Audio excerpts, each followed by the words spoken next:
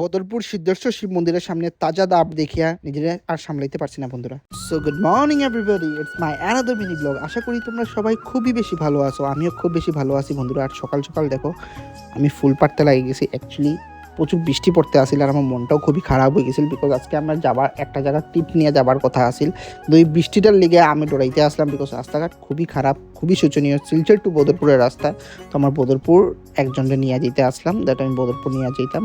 তো এটা নিয়েও ভাবতে আসলাম বহুত কিছু। আর দেখো সকাল সকাল আমার মেয়ে ঘুম থেকে উঠে গেছে, আর ওঠার পরে তাই দেখো বিছনার উপরে ধাইটটার উপরে দাঁড়াই গেছে। চিন্তা করো, তাই সাহস দেখো যত বড় হইতেছে তত সাহস বাড়তেছে। আর দুষ্টামি মানে এক্সট্রিম লেভেল, এটা মানে কইয়া লাভ নাই। যারা সামনে থাকে তারা দেখে, তারা জানে। তো প্রচুর দুষ্টামি করে। আর এইদিকে দেখো আমার বাচ্চারা সকাল সকাল তাই কান্না লাগাইছে, তাই আমি পেন দিতাম, তাই ABCD লিখতো। তো আমি ড্রয়িং কপি দিয়ে দিয়েছি, তাই দেখো এটা আঁকার শরীরেও আঁকাইবো, খাতাতেও আঁকাইবো। তারপর দেখলাম গাড়ির চার্জ আসেনি, তারপর দেখলাম যে না চার্জ ঠিক আছে।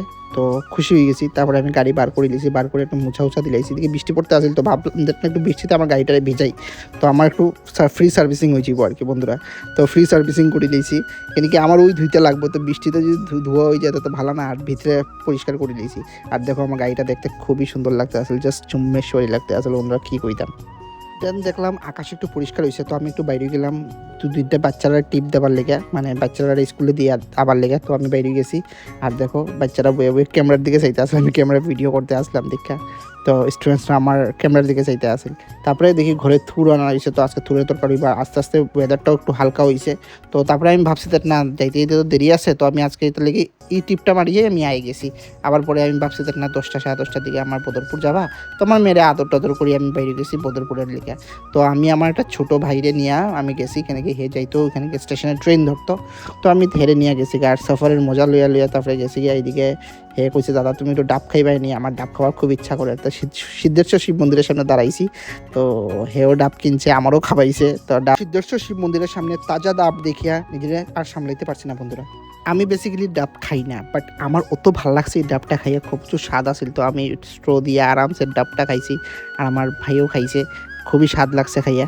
তারপর আবার বদরপুরের লেগে রওনা দিলেছি। তো আমার বাইরে ড্রপ করছি, ড্রপ করার পর আবার টাইমে দেখি প্রচুর প্যাসেঞ্জার পাইলেছি। তো ফুল প্যাসেঞ্জার নিয়ে আমি আবার শিলচর রওনা দিছি বন্ধুরা। দেন আমার বৌদি যেতে আসিল আখড়াতে, তো বৌদি তারা আখড়াতে নিয়ে পৌঁছাই দিছি। আর ঘরে আবার পরে দেখো আমার মেয়েরে আমি একটু দুর্গাপূজার ফিল দিছি।